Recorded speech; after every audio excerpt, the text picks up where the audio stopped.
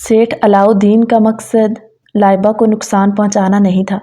वो बस हैदर खान को तड़पाना चाहता था। लाइबा जो इन गुंडों के कब्जे में मुंह पर कपड़ा था, हाथ पांव इसके बंधे हुए थे।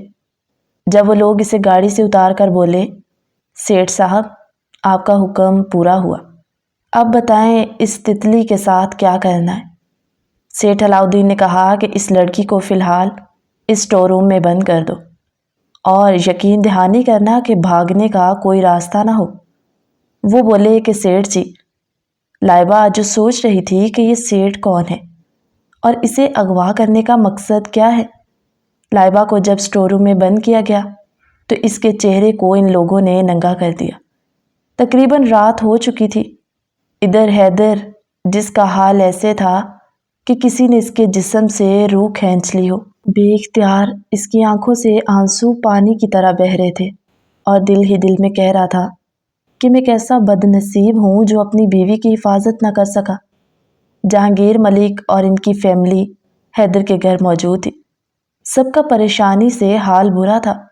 दोपहर 1 बजे से वो लापता हुई रात के 8 बज गए थे जब हैदर के दिमाग ने काम किया कि हो ना हो ये सब सेठ अलाउद्दीन का किया धरा है। वो पुलिस को ऑर्डर जारी करता बोला, हम फौरन सेठ अलाउद्दीन के गांव जा रहे। मुर्तसिम मलिक जो हैदर के साथ गया। थोड़ी ही देर में वो सब लोग सेठ अलाउद्दीन की हवेली पर मौजूद थे। जब हैदर ने कहा कि सारी हवेली की तलाशी ली जाए, चप्पा चप्पा हवेली का छान मारो। इससे पहले कि हैदर और पुलिस हवेली में दाखिल होते, सेठ अलाउद्दीन बड़े अंदाज में अपने कंधे पर शॉल सेट करते हैदर के पास आया और ज़ोर से इसके कंधे पर हाथ रखते हुए बोला, ओ SHO, अगर मैं चाहूँ तो तेरी ये वर्दी एक पल में उतरवा दूँ, मगर ये मेरी रहमदिली है। बिना किसी की इजाज़त के तुम मेरी हवेली में नहीं घुस सकते। लाइबा जिस स्टोर रूम में बंद थी, इसकी खिड़की बाहर की जानिब थी। जब इसके कानों से हैदर की आवाज़ टकराई तो वो खुद को घसीटते हुए खिड़की के पास लेकर आई। हल्की सी दर्द थी, इसे बाहर का मंजर नज़र आने लगा। वो हैदर को देखकर तड़पने लगी, मगर इसके मुंह पर पट्टी बंधी हुई थी। वो चाहकर भी हैदर को आवाज़ ना दे पाई। हैदर जो सेठ अलाउद्दीन से कहने लगा, देखिए साहब, मेरी आपसे कोई ज़ाती दुश्मनी नहीं है। आपके बेटे ने नाहक कत्ल किया, मकतूल के घर वालों ने FIR दर्ज करवाई। मैं बस अपने फ़राइज़ अंजाम दे रहा था। अब आप लोगों का मामला ख़त्म हो गया तो मैं भी इस केस से पीछे हट गया और मैं जानता हूँ ये सब आपका ही किया धरा है। मैं नहीं चाहता किसी किस्म की बदमज़गी हो। शराफत से मेरी बीवी मेरे हवाले कर दो। हैदर खान एक एक लफ्ज़ चबा चबा कर कह रहा था। वो सेठ अलाउद्दीन से नरमी से बात इसीलिए कह रहा था कि इसकी कमज़ोरी इनके हाथ में थी। लेकिन सेठ अलाउद्दीन बोला, बड़ा ईमानदारी का भूत सवार था तुम पर। चलो मैं सरेआम कहता हूँ कि तेरी बीवी मेरे पास है। इसका ये कहना था कि हैदर खान शेर की तरह धाड़ कर बोला, अबे ओ सेठ, अगर तूने मेरी बीवी मेरे हवाले ना की तो फिर आज से तेरी और मेरी खुल्लम खुला दुश्मनी होगी। सेठ अलाउद्दीन हैदर के इर्द गिर्द घूमता हुआ कहकहा लगाकर हंसा और बोला, इस वक्त तुम मेरे आगे यूं अकड़ दिखाते अच्छे नहीं लग रहे। लाइबा जो सब देख और सुन रही थी, मगर वो बेचारी कर कुछ नहीं सकती थी। सेठ अलाउद्दीन ने कहा कि तुमने पूरे गांव में मेरी इज्जत को ख़राब किया है। आज तक किसी पुलिस वाले की ये हिम्मत नहीं हुई कि वो सेठ अलाउद्दीन के घर आए और यूं इसके बेटे को उठा कर ले जाए। अगर तुम चाहते हो कि तुम्हारी बीवी तुम्हें वापस मिले तो तुम पहले इस नौकरी को छोड़ोगे, फिर भरी पंचायत में आकर मेरी जूती पर अपनी नाक रगड़ोगे। बदले में मैं तुम्हें तुम्हारी बीवी पाक दामनी के साथ वापस करूँगा। अगर ऐसा ना किया तो जानते हो ना मैं क्या कर सकता हूँ। हैदर खान अपनी मुट्ठियाँ बींचते हुए सेठ अलाउद्दीन की तरफ बढ़ा और बोला कि इससे पहले कि मैं तुम्हारा कत्ल कर दूँ, अपनी हद में रहकर बात कर। खबरदार जो किसी ने मेरी बीवी को गंदी नज़र से देखा भी तो। सेठ अलाउद्दीन बड़े मुतकब्बराना अंदाज में बोला, कल भरी पंचायत में तुम मेरी जूती पर नाक रगड़ोगे या फिर तुम्हारी बीवी मेरे बेटे की रात रंगीन। आधे अल्फाज अभी सेठ अलाउद्दीन के मुंह में ही थे कि मलिक मुतसिम और हैदर खान दोनों इस सेठ पर झपट पड़े। जब इसके गार्ड्स इसे बचाते आगे बढ़े, वो अपना कॉलर सेट करता बोला, कल का वक्त देता हूँ तुम्हें SHO, वरना मैं अपने कहे का पक्का हूँ। अब निकलो यहाँ से। लाइबा जिसे अपना सांस बंद होता महसूस हुआ। इधर हैदर खान बेबसी की कैफियत में खड़ा था कि जब एक मुलाजमा सेठ अलाउद्दीन के बेटे को बुलाने आई। इसका चेहरा देखकर एक पल को हैदर को याद आया कि इसने इस औरत को अपने घर देखा था। वो एक गहरी नज़र से उसे देखने लगा कि जब नूरी जल्दी से अपना चेहरा छुपाती अंदर भाग गई। अब हैदर को समझ आ गई थी कि इसने आगे क्या करना है। हैदर बोला, चलो सब यहाँ से, मगर सेठ अलाउद्दीन ये बात याद रखना कि हैदर खान अपनी दुश्मनी का बदला सूद समेत वापस लेता है। ये कहकर वो निकल गए तो लाइबा जो नाउमीदी से दीवार के साथ टेक लगाए रोने लगी। कुछ ही देर में कमरे में लाइट ऑन हुई। सामने कोई और नहीं बल्कि नूरी थी, वही नूरी जिसके साथ लाइबा की मुलाकात इसके घर हो चुकी थी। लाइबा ने आंखें फाड़े इसे देखा। नूरी ने आगे बढ़कर लाइबा के हाथ और इसके मुंह पर बंधी पट्टी को उतारा। लाइबा होंकों की तरह मुंह खोल खोल कर सांस ले रही थी। नूरी ने खाना लाइबा के आगे रखा और बोली, ये खाना खा ले। लाइबा ने हैरत से नूरी की तरफ देखा और बोली, तुम वही हो ना जो हमारे घर मुलाजमा के तौर पर आई थी, मगर अब यहाँ? इसका मतलब मुझे अगवा करने में तुम्हारा हाथ भी था। नूरी जो बस खामोशी से लाइबा से कहने लगी कि बीबी जी, हम तो मुलाजिम हैं, जो हुक्म होगा वो हमें करना पड़ता है, इसलिए आप बिना किसी सवाल जवाब के ये खाना खाएं। मेरे लिए भी मुश्किल ना बनाएं और अपने लिए भी ना। पता नहीं अब आपको सेठ साहब की कैद में कितने दिन और रहना पड़ेगा। लाइबा जो परेशान होकर नूरी से कहने लगी कि नूरी, मैंने तुम्हारा क्या बिगाड़ा था? अगर मेरी जगह तुम्हारी बेटी होती तो क्या तुम्हारे दिल में रहम ना आता? खुदा के लिए नूरी, मुझे यहाँ से निकलवा दो। मैं ये तुम्हारा एहसान सारी ज़िंदगी नहीं भुलाऊंगी। और रही बात नौकरी की, तो तुम्हें अपने घर हमेशा के लिए नौकरी भी दूंगी और इतना कुछ दूंगी कि तुम्हारी सारी ज़िंदगी संवर जाएगी। बस प्लीज़ तुम एक दफ़ा मुझे यहाँ से निकाल दो। लाइबा जो सेठ अलाउद्दीन की धमकियाँ सुनकर डर चुकी थी और नहीं चाहती थी कि हैदर सेठ अलाउद्दीन के सामने झुके। नूरी जो बस खामोशी से सर झुकाए वहाँ से निकल गई। कुछ देर बाद वापस आई। खाना वैसे का वैसा ही पड़ा हुआ था। नूरी ने इसे कहा कि बीबी जी, अगर आप ये खाना नहीं खाएंगी तो भूख से मर जाएंगे। यहाँ किसी के दिल में कोई रहम थोड़ी आता है। लाइबा जो बस खामोशी से रोती रही। नूरी ने खाना उठाया, इसके मुंह पर फिर से कपड़ा बांधा और कमरे से बाहर आ गई। स्टोर रूम के बाहर गार्ड्स थे जो लाइबा के पहरे पर खड़े हुए थे। लाइबा चाहकर भी वहां से निकल ना सकती थी। इधर हैदर खान ने पुलिस के कुछ बंदों को कहा कि वो नूरी के घर और इसके ख़ानदान का पता करे कि आखिर वो रहती कहाँ है। नूरी जो काम से फारिग होकर अपने घर जाने लगी, क्योंकि इसकी जवान बेटी घर पर अकेली होती थी, इसलिए नूरी रात को हवेली पर नहीं रुकती थी। नूरी जब घर गई तो इसकी हैरत की इंतहा न रही।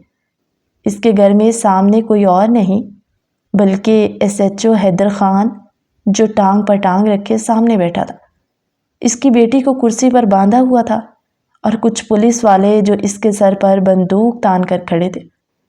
नूरी जो देखकर चीखने लगी तो हैदर खान ने फौरन से अपनी पिस्टल उतारी और इसके कान पट्टी पर रख दी और बोला, तुमने ये सब क्यों किया, बताओ मुझे, और बताओ इस वक्त लाइबा किस हाल में है। मुझे यकीन है कि तुम लाइबा के बारे में सब जानती हो। नूरी जो हड़बड़ाते हुए बोली, साहब जी, मैं मुलाजिम हूँ, मुझे इस सब से क्या, जो सेठ का हुक्म था वो मैंने माना। अगर ना मानती तो वो मेरी बेटी के साथ ना जाने क्या कर जाता। हैदर खान बोला, अगर तुम सच नहीं बताओगी تو تمہاری بیٹی تمہاری آنکھوں کے سامنے۔ اس سے پہلے کہ حیدر کچھ اور کہتا، نوری حیدر کے قدموں میں گر گئی اور بولی، صاحب جی آپ جو کہیں گے میں وہ کروں گی، میری بیٹی کو چھوڑ دیں، کیونکہ اس کے علاوہ میرا اس دنیا میں کوئی نہیں۔ حیدر نے نوری کو بازو سے پکڑا اور اپنے سامنے کھڑا کیا، بولا، بتاؤ لائبہ کس حال میں ہے؟ نوری بولی، صاحب جی بی بی جی بالکل ٹھیک ہے، کوئی ان کے ارد گرد موجود نہیں ہے اور وہ کمرے میں بند ہے۔ ابھی میں ان کو کھانا دے کر آئی ہوں لیکن انہوں نے کھانے سے انکار کر دیا، لیکن میں اس حویلی سے اسے باہر نکالنے میں آپ کی کسی قسم کی کوئی مدد نہیں کر سکتی، کیونکہ میری ذرا سی حرکت پر سیٹھ صاحب مجھے ہی نہیں میری بیٹی کو بھی زندہ درگور کر دیں گے۔ حیدر بولا، تم اس سب کی فکر نہ کرو، تمہاری بیٹی کی حفاظت میرے ذمہ ہے، بس تم مجھے سیٹھ علاؤدین کی کمزوری کے بارے میں بتاؤ۔ نوری بولی کہ صاحب جی اس طرح کی تو میں کوئی بات نہیں جانتی، ہاں البتہ اتنا ضرور جانتی ہوں کہ سیٹھ علاؤدین کے بیٹے کی بیوی جو کل باہر کے ملک سے پاکستان واپس آ رہی، وہ تقریباً کل صبح 9 بجے ایئرپورٹ سے نکلے گی اور سیدھا حویلی پہنچے گی۔ اسے لینے کے لیے سیٹھ علاؤدین کا بیٹا جائے گا۔ حیدر جو نوری کو جھٹکتا ہوا بولا، دیٹس گریٹ، اب آیا اونٹ پہاڑ کے نیچے۔ سیٹھ علاؤدین تم نہیں جانتے تم نے یہ پنگا کس سے لیا ہے، میں بھی SHO حیدر خان ہوں، تمہاری کی گئی ایک ایک زیادتی سود سمیت تمہیں نہ لوٹاؤں تو میرا نام بھی حیدر خان نہیں۔ حیدر خان نوری سے بولا کہ جب تک لائبہ میرے پاس نہیں آ جاتی صحیح سلامت، تب تک تمہاری بیٹی میرے قبضے میں رہے گی، اور یقین رکھو کہ تمہاری بیٹی محفوظ ہاتھوں میں ہوگی۔ بس اب کل کا انتظار کرو، کل دیکھتے ہیں کہ کون کس کے جوتے پر اپنی ناک رگڑتا ہے۔ حیدر خان نوری کی بیٹی کو لے کر وہاں سے جانے لگا اور بولا، تم صبح سویرے حویلی چلی جانا اور ایک ایک پل تم لائبہ پر نظر رکھو گی، کسی بھی غلیظ نظروں کو یا غلیظ ہاتھوں کو میری لائبہ تک نہ پہنچنے دینا، ورنہ میں سب کچھ تہس نہس کر کے رکھ دوں گا۔ نوری جس کا جسم کانپ رہا تھا اور بولی، جی صاحب جی، مگر میری بیٹی؟ حیدر بولا، فکر نہیں کرو، وہ میرے گھر پر میری ماں کے پاس رہے گی۔ حیدر اسے اپنے ساتھ لیتا اپنے گھر چلا گیا۔ یہ رات حیدر کی کانٹوں پر گزری تھی، وہ ایسا محسوس کر رہا تھا جیسے اس کا بدن جل رہا ہو۔ رات کے تقریباً 2 بج چکے تھے جب حیدر خان گھر لوٹا۔ جب سے لائبہ لاپتہ ہوئی تھی حیدر کے حلق سے ایک پانی کا گھونٹ تک نہ اترا تھا۔ وہ گھر پہنچا، کمرے میں گیا اور ہر طرف اسے لائبہ کی کمی محسوس ہو رہی تھی۔ وہ چاہ کر بھی اسے فوراً اپنے پاس نہیں لا سکتا تھا۔ حیدر جو آنکھیں بند کیے کچھ دیر بیڈ پر لیٹا محسوس کرنے لگا کہ اگر لائبہ کو کچھ ہو گیا تو وہ اپنی زندگی کیسے جیے گا۔ وہ فوراً سے اٹھا اور وضو کیا، جائے نماز بچھا کر اللہ کے حضور گڑ گڑانے لگا، لائبہ کی سلامتی کی دعائیں مانگنے لگا۔ آج حیدر خان کو اپنی محبت کی شدتوں کا اندازہ ہوا تھا کہ وہ لائبہ سے محبت نہیں شاید عشق کرنے لگا تھا۔ وہ اس کے لیے اس طرح پاگل ہو گیا تھا کہ اسے نہ گھر بار کی نہ اپنی ڈیوٹی کی کچھ سمجھ نہیں آ رہی تھی، بس اسے تھا کہ وہ کسی طرح لائبہ کو جلد از جلد صحیح سلامت اپنے پاس لے آئے۔ ادھر لائبہ جو اتنی ٹھنڈ میں زمین پر تھر تھر کانپتی لیٹتی ہوئی خود میں ہی ٹھٹھر رہی تھی، وہ فرش پر لیٹی ہوئی حیدر کو یاد کر کے رو رہی تھی، اور آج اسے احساس ہوا تھا کہ حیدر کی پناہ اس دنیا میں اس کے لیے سب سے محفوظ پناہ ہے۔ رات اسی طرح کٹ گئی۔ صبح 9 بجے سے پہلے حیدر خان اور چند پولیس والے سول میں ایئرپورٹ پہنچ گئے۔ حیدر نے جو ہی سیٹھ علاؤدین کے بیٹے کو ایئرپورٹ پر دیکھا، جہاں وہ اپنی بیوی کو ریسیو کر کے گاڑی میں بیٹھنے لگا، گاڑی میں ان کے ساتھ نہ تو کوئی سیکیورٹی گارڈ تھا نہ کوئی اور۔ وہ دونوں میاں بیوی جب گاڑی لے کر ایئرپورٹ کی حدود سے باہر نکلے تو حیدر خان نے چاروں طرف سے ان کی گاڑی کو گھیر لیا۔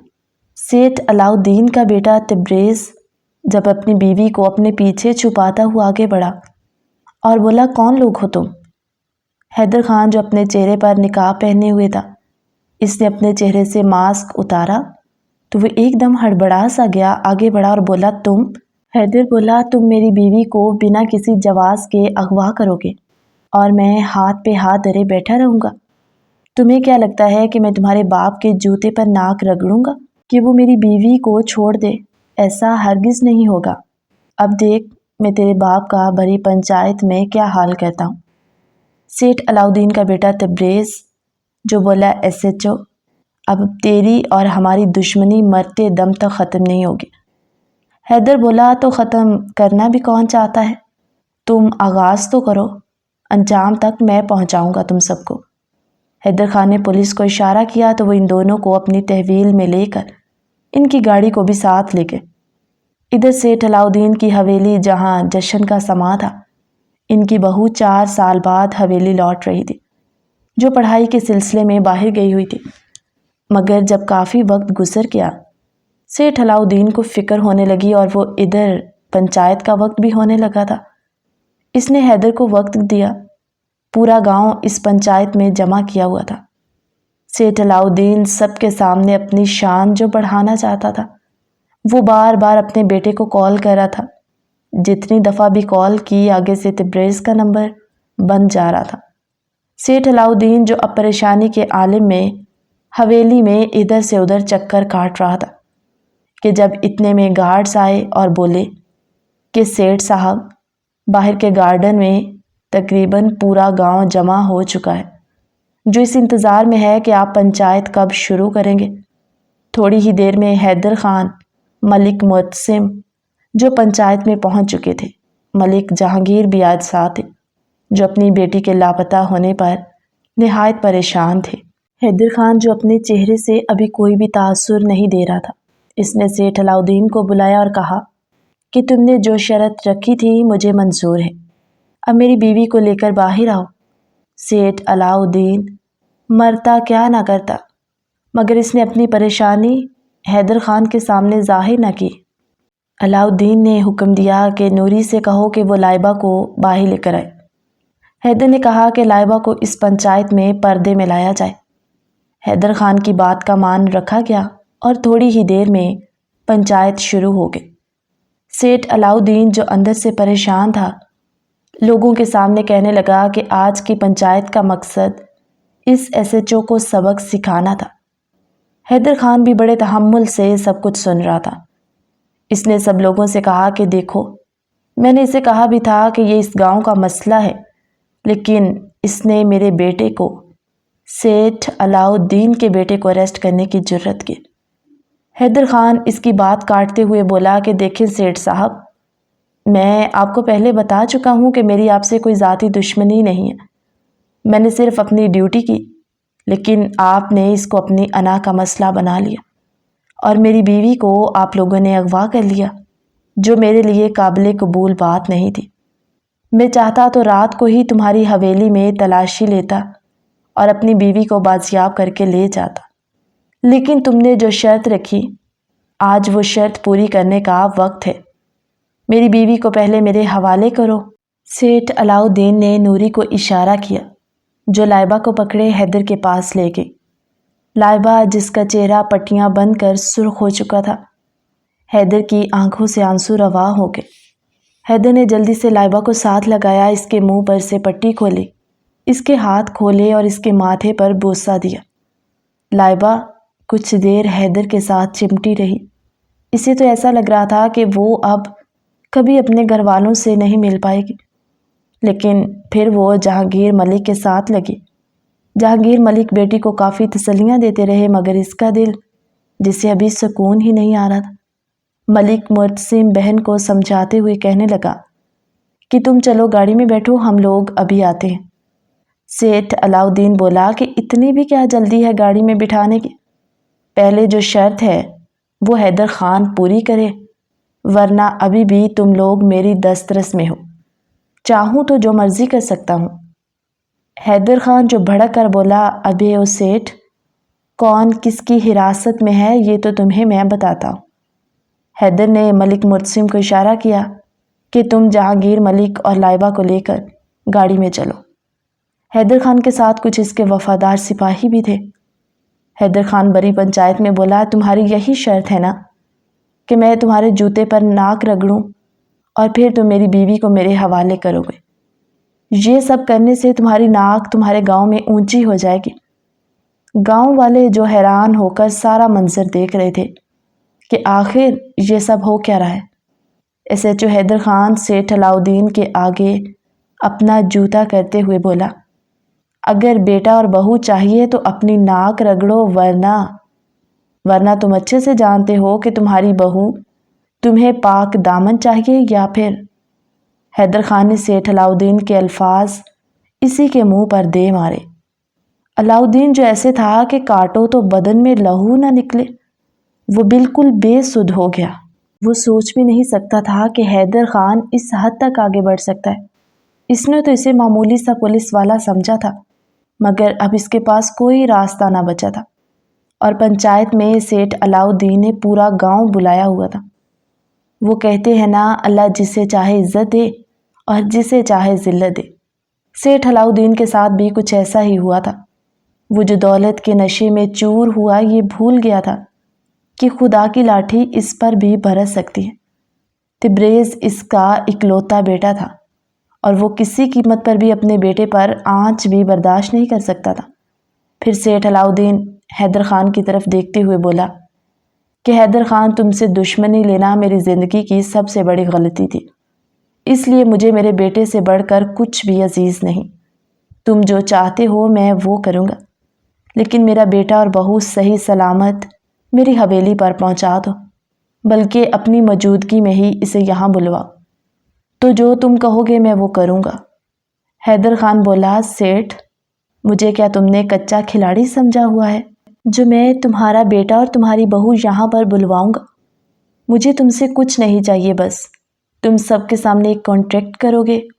آج کے بعد نہ ہماری کوئی دشمنی ہے نہ کوئی دوستی، تمہارا ہم سے کوئی ناتا نہیں اور ہمارا تم سے کوئی ناتا نہیں، اور ویسے بھی میں نے کبھی آج تک کسی پر ظلم نہیں کیا اور نہ میں کسی پر کرنا چاہتا ہوں۔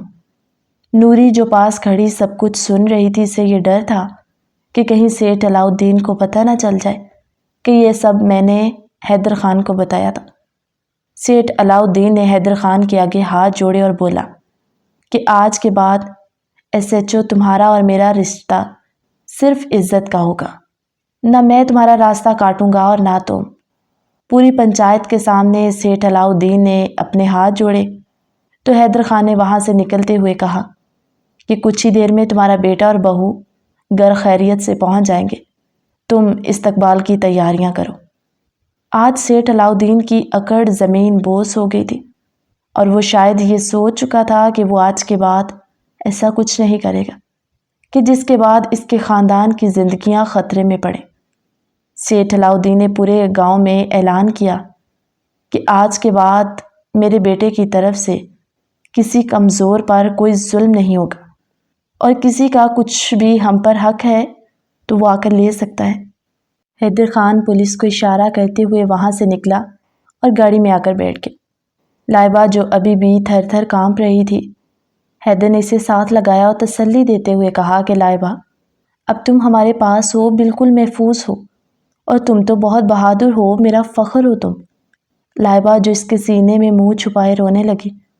جہانگیر ملک بولے، ارے میرا بیٹا تو اتنا بہادر ہے، روتے ہوئے اچھا نہیں لگتا۔ گھر پہنچے تہمینہ بیگم، نسیمہ بیگم بھاگتی ہوئی لائبہ کے پاس آئی۔ لائبہ کا حلیہ، اس کے بال بکھرے ہوئے تھے، چہرے پر پڑے نشان، وہ اس سے ساتھ لگائے رو پڑی۔ سب لوگوں نے کھانا ساتھ مل کر کھایا، اور اس کے بعد جہانگیر ملک اور وہ سب لوگ اپنے گھر چلے گئے۔ لائبہ، حیدر خان اور تہمینہ بیگم ہی تھی۔ تہمینہ بیگم اللہ کا لاکھ لاکھ شکر ادا کر رہی تھی، کیونکہ جب سے لائبہ لاپتہ تھی تب سے سب کا کھانا پینا چھوٹ گیا تھا، اور سب اتنے پریشان تھے کہ انہیں سمجھ ہی نہیں آ رہی تھی کہ وہ سب آخر کریں کیا۔ سب کچھ صرف حیدر خان کے کندھوں پر تھا۔